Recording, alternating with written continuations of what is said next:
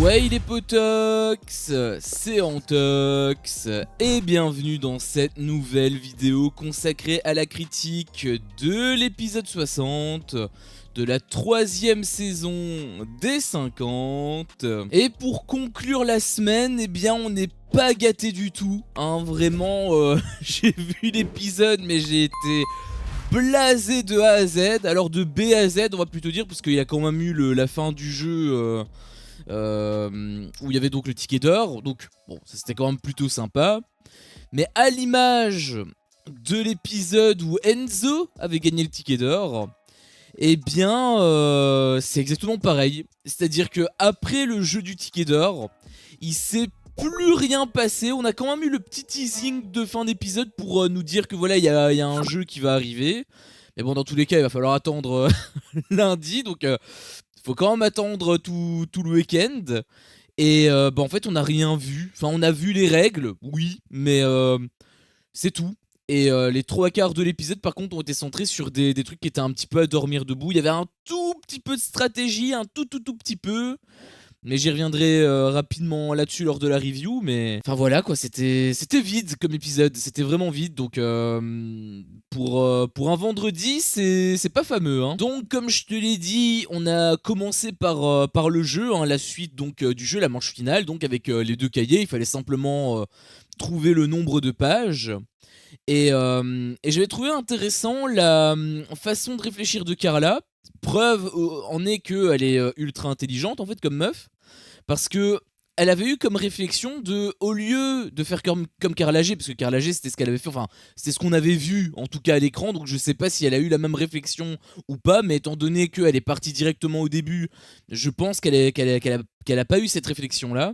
Mais en fait Carla A, ce qu'elle avait fait, c'est qu'elle avait directement été sur la dernière page pour voir en fait si c'était tout simplement indiqué. Et bon, ça c'était pas indiqué, donc dans tous les cas elle devait quand même compter. Mais j'avais trouvé que la réflexion était plutôt intéressante. C'était plutôt pas mal, donc voilà, je tenais quand même à le mettre à son actif. Après bon voilà, le jeu était extrêmement court, hein, il s'est quasiment rien passé. On a juste vu 2 meufs compter rapidement le nombre de pages. Et 1 minute plus tard, eh bien, on a eu la réponse. C'était Carla justement qui avait donné la réponse 159 et elle avait gagné puisque bah, apparemment il y a 159 pages. Donc bah, c'est Carla qui gagne, hein. Donc 3e ticket d'or remporté par Carla A. Du coup, là en réalité j'étais quand même vachement content. Voilà, j'aime pas les retours, bien évidemment. Tu connais mon avis là-dessus. J'aime pas les retours. J'espère qu'ils vont pas gagner l'émission. Hein, je le dis cache pistache. J'espère qu'ils vont pas gagner l'émission. Mais quitte à en avoir un, encore une fois, autant que ce soit un de mes chouchous. Et là en l'occurrence c'était Carla A. Donc j'étais super content. Là en réalité sur les 3 tickets d'or, il y en a eu 2 sur les 3 où c'était mes chouchous. Le 3e étant Jonathan, hein, j'aurais préféré que ce soit Jonathan qui gagne, mais malheureusement c'était Emma qui a pris sa place. Mais hormis lui, les 2 autres, bah, c'était mes chouchous. Donc vraiment, je suis super content par rapport à ça. À voir maintenant s'il va y avoir d'autres tickets. On m'avait dit que oui, mais je sais pas trop. Ce qu'on me rapporte n'a pas l'air de trop coïncider avec ce qu'on a entendu. À partir de là, je saurais pas te dire. Là, j'aurais tendance à dire qu'on reste que sur ça, puisque 3 c'est un peu une sorte de chiffre magique que on aime bien utiliser. Mais bon, c'est W9, donc eux, ils en ont un petit peu rien à foutre des chiffres magiques. S'ils veulent t'en mettre 8, s'ils veulent t'en mettre 12, s'ils veulent t'en mettre 453, ils t'en mettront 453. Donc on est à l'abri de rien, hein. Peut-être qu'il va en avoir 4, peut-être qu'il va en avoir plus, peut-être qu'il va en avoir que 3. Mais dans tous les cas, pour la prochaine cérémonie, bah je serai pas aussi serein. On va dire ça comme ça. Et à partir de ce moment-là, il ne s'est plus rien passé. Et quand je te dis à partir de ce moment-là, on était à 6 minutes d'épisode, générique inclus. Sur 39, sur 40, on va arrondir à 40. Sur 40 minutes, il y avait, on était à la 6ème minute et c'était déjà terminé. Alors 7 minutes peut-être, parce que c'est vrai que ça a un peu traîné en longueur avec des petites interviews, etc. Mais voilà, on va dire 7-8 minutes. Et l'épisode était déjà terminé parce qu'ensuite, il s'est passé des dingueries. J'ai vu ça, déjà j'ai eu des gros traumatismes qui sont revenus avec les apprentis champions, déjà. D'ailleurs, je donnerai une petite info sur la prochaine émission, je la donnerai en fin d'épisode. Mais j'ai un petit peu peur aussi par rapport à ça, j'y reviendrai à la fin de la vidéo. Mais il s'est passé de tels trucs, je me suis même demandé si c'était des comportements naturels ou si c'était la prod qui leur avait demandé de faire ça. Parce que tu vois Eddie qui prend le beurre du frigo, qui met sa bouche sur le beurre, soi-disant, parce que ses lèvres sont gercées comme si c'était du beurre de cacao, et mais il te le met direct, genre il en a pas mis sur son doigt, et ensuite il se l'est mis sur les lèvres, non, directement le beurre, boum, dans la gueule, et après, le mec il redépose le beurre dans le frigo normal, et tout avait l'air naturel, tout avait l'air de passer, parce qu'il y avait Nico et Kevin qui étaient là, et apparemment ça les dérangeait pas, ils disaient c'est notre petit secret, oui, bah tranquille, ce sera notre petit secret, en tout cas moi je prendrai plus de beurre, mais en attendant ils ont rien dit. Donc je sais pas si c'était scripté, je sais pas si c'est la prod qui a poussé pour avoir une séquence meublage, parce que c'est clairement une séquence meublage. Toutes les séquences qu'on va avoir maintenant vont être des séquences meublage, hein, il faut être conscient de ça. Et je me suis dit, dans quel monde un être humain réagit comme ça?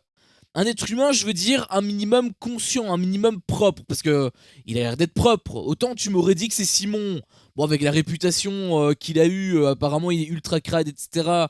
Bon, je sais pas si c'est vrai ou si c'est faux, mais par rapport aux rumeurs, je pourrais peut-être me dire, ok, c'est logique, c'est bizarre, mais ça peut être logique si jamais les infos s'avèrent être vraies.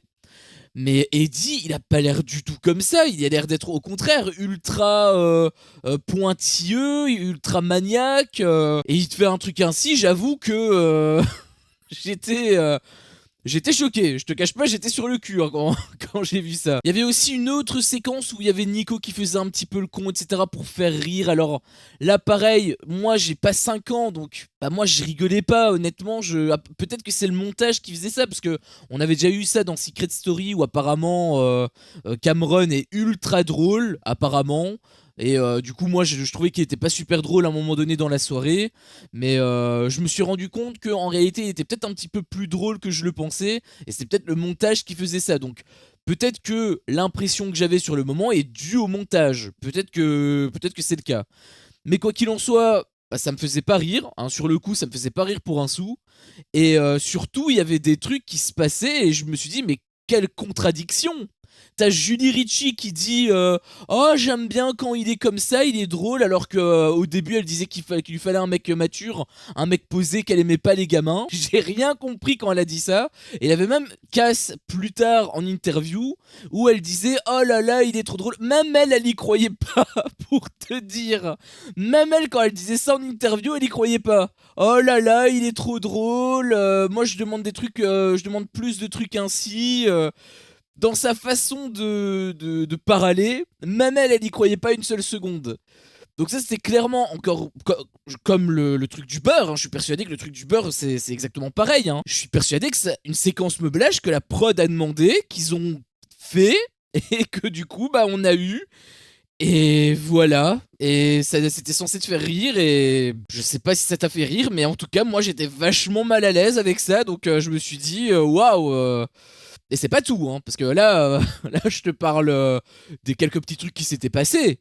Mais il s'est passé encore d'autres trucs après, hein. Parce qu'ensuite, on est venu du coup à la soirée en toute liberté. Apparemment, c'était l'intitulé. Bon, après, les intitulés, on en a rien à foutre. Et là, il s'est passé un vide monumental en termes d'intérêt. C'était ahurissant. Entre la petite séquence, la d'essayage où t'avais Julie Ritchie qui essayait plusieurs robes, etc. pour revoir ce que Nico en pensait. D'ailleurs, Nico, on aurait dit, encore une fois, c'est à cause du montage, mais on aurait dit un gros crève la fin. Oh, j'ai du mal à me retenir, comme s'il allait la prendre alors que le cadreur il est là. Enfin, vraiment, en termes d'image, peut-être qu'il y a 15 ans ça passait, mais maintenant, avec tout ce qui se passe par rapport à TikTok, par rapport à toutes les affaires qui se produisent, etc., etc., franchement, je suis choqué que ça passe encore auprès de W9, hein. Et c'est même étonnant qu'il n'y ait pas eu plus de plaintes. Je suis même étonné par rapport à ça, parce qu'il y a des messages, ou en tout cas des façons de montrer les choses qui sont ultra bizarres, hein. Et je te parle de ça, c'est même pas le seul truc, parce que également il y a eu un petit peu plus tard une séance de striptease. Alors c'est pas forcément que W9 qui fait ça, hein, mais bon en règle générale je le dis un petit peu tout le temps, donc bah ils vont pas déroger à la règle. Parce que je sais pas si vous avez remarqué sur votre écran quand vous regardez les épisodes, mais en bas à droite il est écrit -10. Et c'est pas pour dire combien est-ce que l'épisode a coûté ou pour donner le montant de l'abonnement chez W9. C'est pour donner une limite d'âge, donc ça veut dire que c'est interdit au moins de 10 ans. Ça veut dire qu'il y a des mômes de 10 ans qui ont vu des séances de striptease. C'est ça, hein. Il y a des mômes de 10 ans, peut-être même des fillettes de 10 balais, je sais pas. Je sais pas c'est quoi leur tranche d'âge par rapport à leur public, je veux dire. Mais en tout cas, quoi qu'il en soit, il y a possiblement des gamins qui ont vu sur leur écran une séance de striptease. Je sais pas comment ils réagissent les parents, mais moi, j'ai pas d'enfant, mais si j'en avais un, mais je serais limite gêné de leur montrer ça. Je voudrais pas leur montrer ça. Et je comprends pas comment ça a pu passer alors que c'est censé être interdit au moins de 10 ans. Si c'était interdit au moins de 16 ans, j'aurais rien dit, tu vois, au moins de 18 ans. Bon bah voilà, là t'es quand même mature, tout ça, tout ça. Mais moins de 10 ans, c'est des gosses. D'où tu leur montres une séance de striptease. Alors eux, bien évidemment, ils rigolent, bien sûr, c'est bon enfant par rapport aux adultes et tout. Et là, je ne me plains pas par rapport aux candidats. Là, je me plains par rapport à la prod. Comment est-ce qu'ils ont pu valider un truc ainsi? Et c'est pas les seuls à faire ça. Il y a déjà eu ça plusieurs fois dans d'autres téléréalités, même pas forcément que W9. Après, je sais pas c'était quoi leur limite d'âge par rapport à ces émissions-là. Je pense notamment au truc de TFX avec 10 couples parfaits, où il y a eu également un truc ainsi, où il y a eu un petit truc de striptease là, où c'était même Giovanni qui l'avait fait à ce moment-là. Enfin bref. Je sais plus c'était quoi la limite d'âge, mais quand je vois ça, en réalité, je suis choqué. J'imagine les parents qui ont des enfants avec eux et où les enfants voient ça. Franchement, c'est pas terrible. Il y avait aussi avant ça un petit tour de table où voilà, ils faisaient chacun un discours. Alors ça aussi, c'était bien du remplissage et tout. Il y a quand même deux trucs qui m'ont quand même un petit peu intéressé, enfin vite fait. C'était déjà Kevin qui avait lancé un gros pic à Hilary. Hilary, elle a pas trop apprécié. Ça se voyait sur son visage, elle a rien dit, mais on voyait qu'elle était pas contente. Parce qu'il disait que voilà, ils méritaient tous d'être là. Même Hilary, donc petit pic en passant. Je pense que là, pour le coup, il disait ça vraiment en mode drôle, mais c'est quand même vachement intéressant de voir que lui, s'il pique, il n'y a pas de problème. Par contre, si on le pique, là, il y a un souci. Alors là, je parle par rapport à Kevin. Je devrais peut-être plutôt parler de manière générale, parce que Kevin, peut-être qu'il est beaucoup plus dans l'autodérision, je sais pas. Mais quoi qu'il en soit, c'est toujours lui qui lance les pics. Donc on l'a jamais vu en train de prendre. Donc je sais pas trop. Mais quoi qu'il en soit, voilà, le petit pic m'avait fait un petit peu rire. Après, il y avait Hilary justement un petit peu plus tard. Bon, ça c'était dans la partie stratégie, mais on peut en parler rapidement. Parce que ça a duré de toute façon 2 secondes, la partie stratégie. Où Hilary, en fait, elle a parlé à Kevin. Elle a eu une petite discussion avec lui. Et elle lui a demandé si elle pouvait lui faire confiance. Et en fait, j'ai toujours l'impression que ce sont les mêmes histoires qui se répètent dans toutes les télévisions pour n'importe quel candidat. Parce que le mec, il te lance un pic, il tente de te dégager pour sauver Jordan. Il tente également de dégager Julie Ritchie précédemment pour sauver Nico et Simon. Et là, elle était présente, ou elle était peut-être pas présente, je sais pas. Mais dans tous les cas, elle en a entendu parler puisque Julie Ritchie, voilà, Eddie lui a dit. Donc, elle en a conscience, Finalement, elle a tout ça mis bout à bout et elle a quand même encore l'espoir de pouvoir faire confiance à Kevin. Alors que absolument tout indique qu'elle doit pas lui faire confiance, Mais elle a quand même l'espoir. J'ai vu ça, je me suis dit, oula, si c'est pas elle qui dégage la prochaine fois, franchement, je sais pas ça va être qui, parce que bon après ils sont en supériorité numérique. Donc ça c'est à voir. D'ailleurs Fred, elle avait aussi dit ça, l'analyse que je t'ai dit où voilà il y a 2 clans, l'alliance des filles, l'alliance du royaume. Et c'est un petit peu caché et voilà c'est une guerre entre eux, c'est ce que je dis depuis plusieurs épisodes. Eh bien Fred elle en avait conscience, puisque Fred elle avait dit aussi justement tout ce que je t'ai dit, voilà il y a 2 clans cachés etc. Donc comme quoi je ne raconte pas que des conneries, Et donc le deuxième truc avec le tour de table, c'était également Fred, où en fait elle avait dit un petit truc qui m'avait fait rire, puisqu'elle avait dit que voilà, elle pensait pas aller aussi loin, elle était contente et tout. Et quand j'ai entendu ça, j'ai eu un petit rictus comme ça au coin de la lèvre et je me suis dit, ouais, bon, C'est quand même plus facile d'être à ce stade-là quand on est repêché, hein. Parce que oui, elle a été récupérée là dans le van là où il y a eu les 8 personnes. Bah, elle en fait partie, hein. Donc forcément, quand t'as déjà été éliminé et que t'es généreusement récupéré grâce à la prod, bah forcément c'est toujours plus facile d'atteindre ce stade. N'est-ce pas? Et puis c'est à ce moment-là où on a eu la petite partie stratégique. Alors quand je dis petite partie, vraiment, ça a été furtif. Il y a eu un petit truc aussi par la suite au lendemain, j'y reviendrai vite fait, mais la petite partie stratégique, elle était pas terrible, hein, parce que c'était juste Eddie et Kev qui étaient un petit peu en train de parler, tout simplement. Il se justifiait, voilà, il a fait ses choix, tout ça, tout ça. Apparemment, Kev, il le savait, hein, c'était le petit truc qu'il avait dit. Apparemment, il en avait conscience. Après, c'est toujours plus facile à dire après coup que, euh, que pendant, hein. Parce que j'ai pas souvenir que Kevin, il ait dit en interview, ah, je sens que Eddie prépare un mauvais coup, tu vois. À aucun moment je l'ai entendu dire ça. Bon, après, il y a beaucoup de choses qu'on n'a pas pu voir ni entendre, hein, grâce au merveilleux montage que W9 nous a proposé. Mais du coup, voilà, on a eu cette petite phrase-là, hein, par rapport à toute la soirée. Alors, donc là, vraiment, la soirée, elle a duré, je pense, genre 22 minutes d'épisode. On a eu peut-être 10 minutes d'intéressant et je compte le jeu avec Carla. Et je compte en plus le générique. Normalement, je devrais même pas le compter, hein, mais rien que pour te dire vraiment à quel point c'était faible. Donc la soirée s'était terminée sur Julie et Nico qui dormaient ensemble, hein, comme c'était surprenant.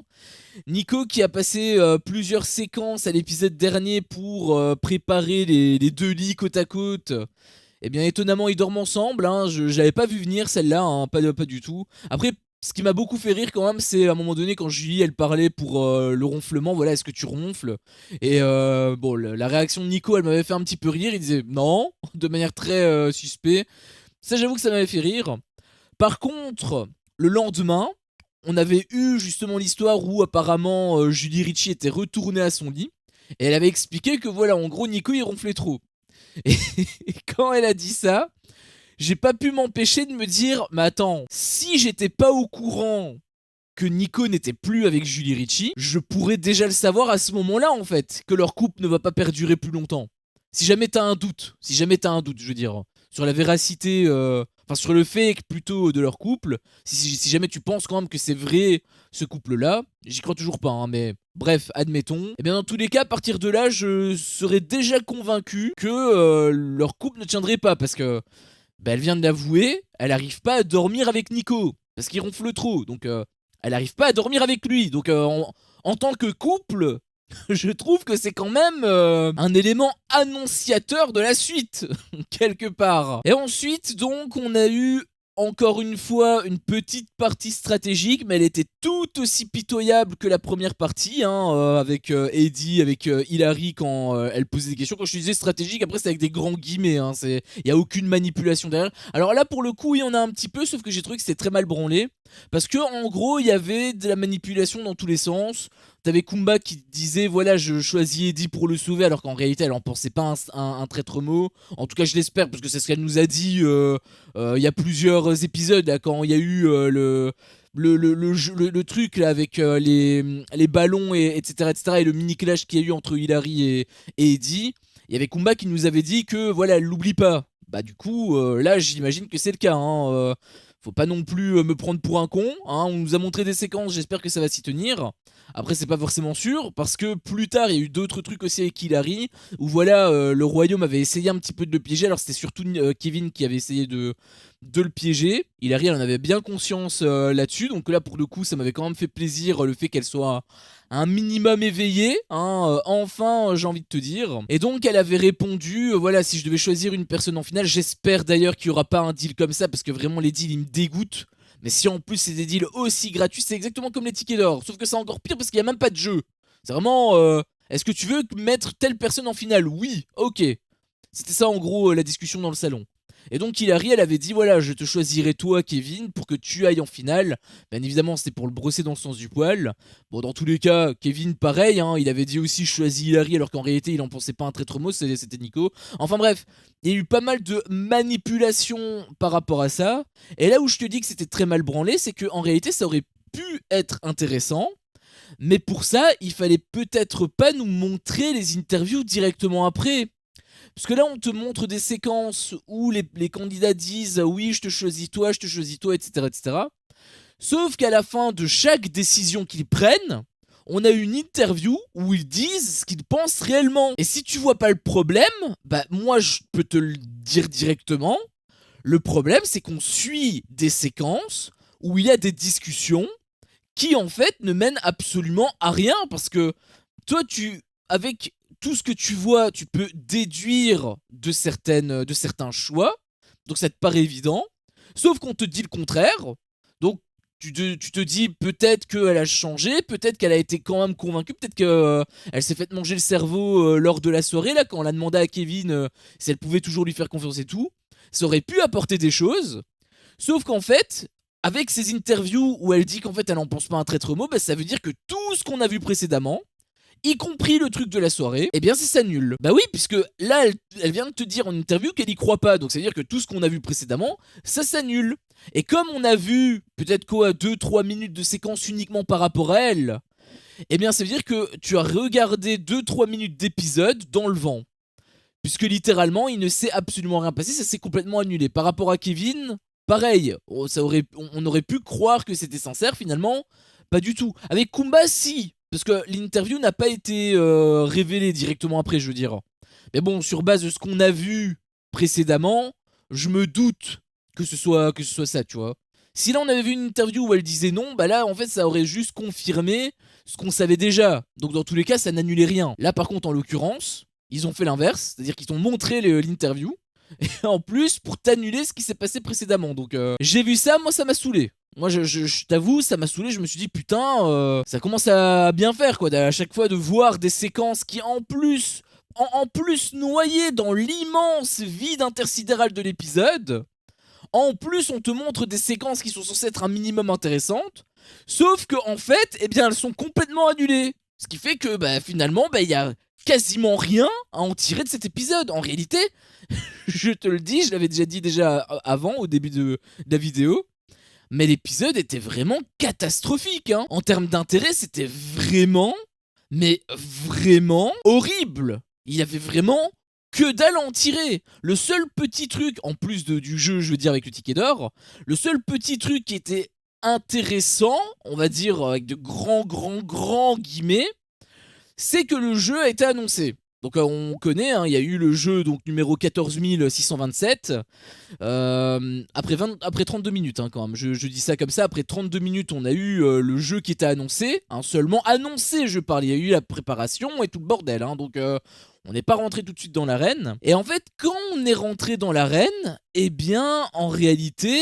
on a eu un jeu qui était plutôt sympa, enfin qui a l'air en tout cas sympa, sur le papier, puisqu'il s'agit d'un jeu individuel. Et là, quand j'ai vu ça, je me suis dit, est-ce que W9 ne serait pas en train de me tendre le plus gros doigt d'honneur qu'ils aient jamais tendu de ma vie? Je me suis posé cette question, parce que on a eu que des jeux d'équipe, ou en tout cas une très grande proportion de jeux d'équipe, hein, quand il y avait un minimum d'intérêt par rapport aux tensions avec la team Denso. Et là, étrangement, la team Denso n'existe plus. On a une tension naturelle parce que les deux équipes sont plus ou moins sur le même pied d'égalité, hein, puisqu'ils sont plus ou moins tous le même nombre. En réalité, je dis ça, mais je pense que la team des filles est un petit peu au-dessus. Mais d'ailleurs, justement, est-ce que ça appuie davantage le fait que, voilà, est-ce que l'Alliance du Royaume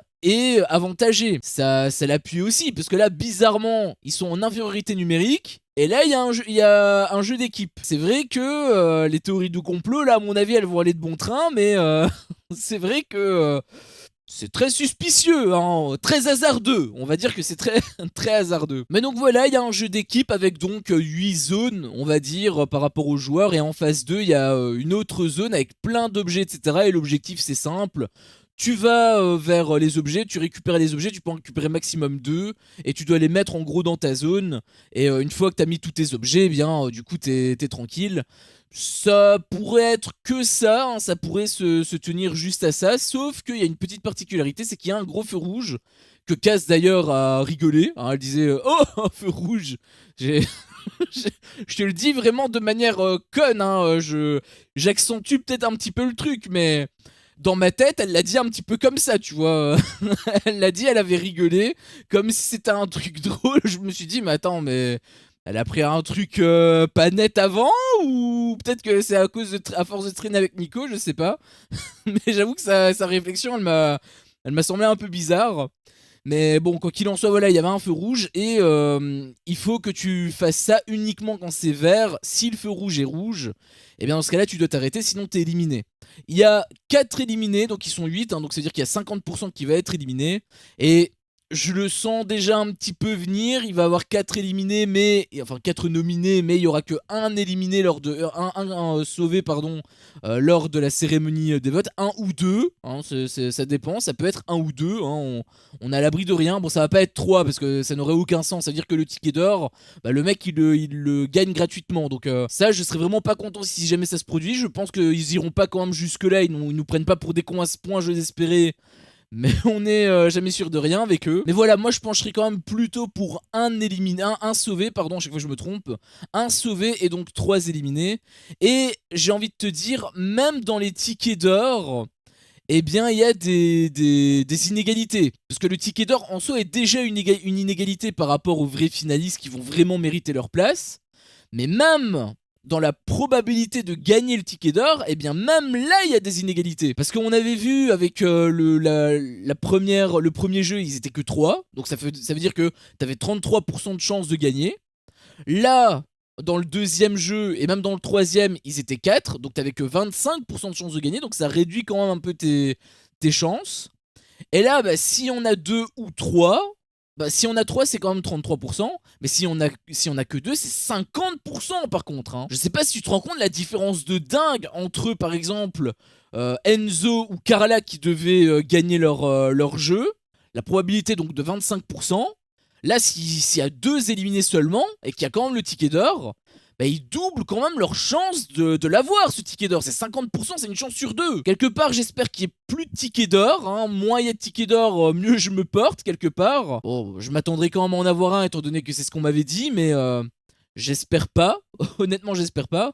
Mais même si on a un, eh ben, il se peut que le jeu soit quand même inégal par rapport aux autres. Donc, j'avoue que c'est vraiment n'importe quoi. Bon, déjà de A à Z, mais là, il transcende les lettres de l'alphabet carrément. Donc voilà, hein, le jeu globalement. Hein, qui va gagner, ça c'est... Ou en tout cas, qui va perdre, ça c'est une bonne question. J'avoue que je mettrais quand même une petite pièce sur Kumba.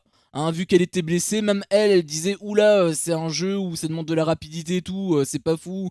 Ouais, bah ça fallait peut-être réfléchir quand tu t'es fait éliminer, enfin quand tu t'es blessé.